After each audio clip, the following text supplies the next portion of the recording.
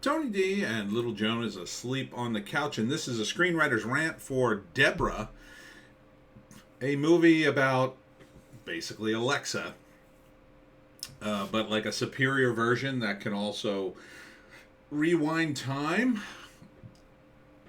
just for 5 minutes as a side effect. Smash like and subscribe. Thank you for smash liking and subscribing. Check out my books. Links in the description. Comedy Horror in South Jersey. It's the Pineys, books 1 through 9, available at Amazon.com. Don't forget, Kindle Unlimited is free. Book 7 is the Paradox Piney. That's my version of time travel. Supernatural time travel, if you will. This is one more science-based, but you're telling me you built an Alexa that could also wind back time and that it's just a side effect? That seems a bit much. It seems like you're going way outside the bounds of the technology there.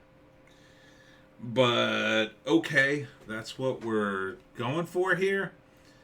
And then it's about a group of characters, bunch of couples in a house, and Deborah, I'm not sure if Deborah's toying with them or she's just there.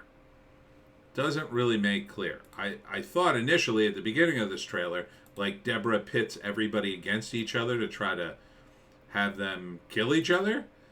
But then it kind of turns into a drama about the various characters and how they all basically hate each other. Or maybe they hate each other because of Deborah. I don't know. It's not very clear. Seems to me that if you're going to call the movie Deborah after the device that the characters keep using, then you would have to make the movie about how Deborah uses the characters' various foibles against one another to turn them on each other to maybe kill them. But it's not clear if that's the case. This is very much a trapped in the elevator kind of movie. It's low budget, bunch of young actors, they're all in a house. It's not unappealing. The actors are pretty attractive, and they seem to have at least some different personalities. I'm not totally on, there's a lot of them, so I'm not totally on board with who's who really and what their whole deal is, but it doesn't look awful in execution, but it doesn't look particularly daring, and they call out Deborah early on, and they totally abuse the time travel thing. I think they could have done without the time travel. I really do. It's too much. It's too much for the level of technology. You're talking about a device that literally anybody can say, rewind the last 5 minutes. First off, that doesn't make any sense. If I say, and I would never have one of these devices in my house, by the way, but if I say, Deborah, rewind the last 5 minutes, won't we eventually get to the point where I say, Deborah, rewind the last 5 minutes? You know what I mean? Like, how am I still conscious of the last 5 minutes? And if I am, what was the point? What's the point of rewinding? Because if I'm not conscious of the last 5 minutes being rewound, won't I just say it again? Won't I just do the exact same thing? So there was another movie, low budget movie, that sort of tackled this in a different way. The premise was a comet had gone over their house, same sort of situation with a dinner party, and it was like they shift into an alternate universe by leaving the house. And it wasn't as neatly executed, but it had some interesting ideas. Overall, it wasn't a great movie, but interesting. Can't think of the title. But this, the execution's much better. It looks good. Pacing seems nice. I am questioning, though, why they called it Deborah if Deborah's not the center of this movie. And if she is the center of this movie, why aren't you giving us an idea of why? And I think the movie would have been much more clever if you don't have this sort of 5 minute time rewind thing. Yeah. Um, because that feels like a real cheat. Feels like a real cheat in the drama. And incredibly unrealistic. So, those two elements, I just can't get behind this movie. Like, if it took place further in the future, maybe. Maybe I could buy, okay, it's so far in the future they have this technology and they're casual about it. But not only do they have this technology, they're kind of casual about it. I think it's perfectly possible to do a similar drama without that extra conceit of rewinding time. And it leads me to believe that the entire movie hinges on that somehow near the end. But let's see. The first act, the crew arrives for this weekend, I guess. We establish all the characters and Deborah. I think one of the guys in the room, one of the guys standing up on the left, invented Deborah and is testing it on everybody. Kinda. The guy with the man bun is abusing the whole time travel thing. You know, so the first act is mostly introduction. The second act is them starting to push the boundaries, the man bun guy abusing Deborah, other characters getting annoyed, the drama starting to tick up,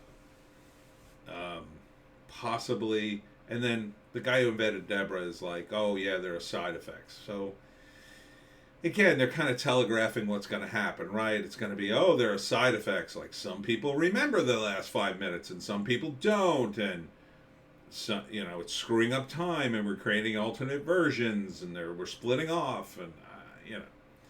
So it's like, it's not very subtle. And I guess that's what annoys me the most about it. The third act, I mean, it looks like things come to a head over their relationships. They start turning on each other. I mean, I think it would have been more clever if Deborah somehow manipulated them without using time travel. Either by, for instance, changing their text. You know, if they're texting to each other, various things, right? And you can see people do that even within a house. So they're texting each other various things, and Deborah is changing it because she's a computer and she could do that. That, to me, would be more realistic. Or maybe they, you know, she sends them things through Amazon or whatever. Maybe that somehow impacts it, changes their food orders. These are a bunch of hipsters, obviously as a man bun. You know, changes their Grubhub order or whatever, you know, doing stuff to mess with them. That's the way I would have made this movie. It would have been something happens to Deborah to make her sentient or evil or whatever. Maybe the guy, you know, infused her with an AI. And then Deborah slowly manipulates these couples into at each other's throats. Because maybe they're close to it anyway. Maybe, obviously, one couple's going to be cheating, another couple's going to be having problems, and these could be exacerbated by the bot somehow. And then once they turn on each other, you know, who knows? Like, you're going to have a scene in which they're really fighting, and then a box arrives, and it's full of cutlery, and, you know, it's the computer hoping they'll kill each other, something like that. Maybe one of them is allergic, has a peanut allergy, and it orders them up something that they know it'll kill them. Stuff like that. I think you can make it work without going the extra step of the technology. But I'm not really sure the whole point of this. Ultimately, I guess you'd say it's a drama with some mild sci-fi elements, but not really all that mild. When you throw in time travel, travel is such a cheat unless you do it right. Okay? It's such a cheat. Stay away from time travel. I cannot emphasize this enough, screenwriters. It's such a cheat. You know, the moment you put time travel in, unless that's going to be the entire focus, you're doing time after time, or you're doing Time Rider, or something like that. In which case, you're having a fun ride doing time travel if it could be technologically feasible. It's not, by the way, which is part of the problem with it. But if it were, you'd have this once in a million time, Back to the Future, a fun movie, something like that. When you're trying to do it as a serious movie, you have even more of a thing. And if you're going to use time travel as a throwaway, it just can't work. It's too powerful. It's like, to use an analogy, it's like doing Rings of Power, right? Lord of the Rings is about the damn rings. The rings and Sauron, most powerful things in that entire fantasy universe. And then to do a story about anything else is going to be a huge step down. Even if you're doing a story of the origin of the rings, it's going to be a huge step down. So you can't throw in the rings and then expect us to pay attention to anything else. That's why you can't throw in time travel in something like this and expect anything else to matter. So let's say one of these guys is having a problem with his wife cheating on him. He knows Deborah can wind back time. He can wind it back to the moment, before she starts cheating, start to be nice to her, confront her, call her out before she does something to ruin their marriage. Something like that. Wind her back so you could kill her. Whatever. I'm saying that as a screenwriter could see, not in real life. So it's too powerful a thing. It's fine in an improv group. These guys feel very much like an improv group. To do something like that. It doesn't work for a movie, I feel. If you're doing it in a comedy sketch, if this was comedic, yeah, you could probably get away with this stuff. It doesn't feel very comedic. It feels like you're trying to be serious. You could have made this work. That would be the other way. If it's a comedy, go nuts. Sure, time travel, just, reveal that later. That shouldn't be a main focus at all. But if you're trying to make this serious, I don't think that works. Just my opinion. It's called Deborah, starring Sophia Bush,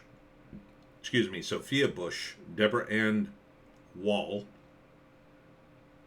from 1091 Pictures. We got some credits. Written by Nogal Pununali. Directed by Nogal Pununali.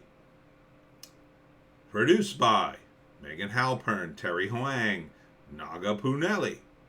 I know I'm not pronouncing that right, sorry.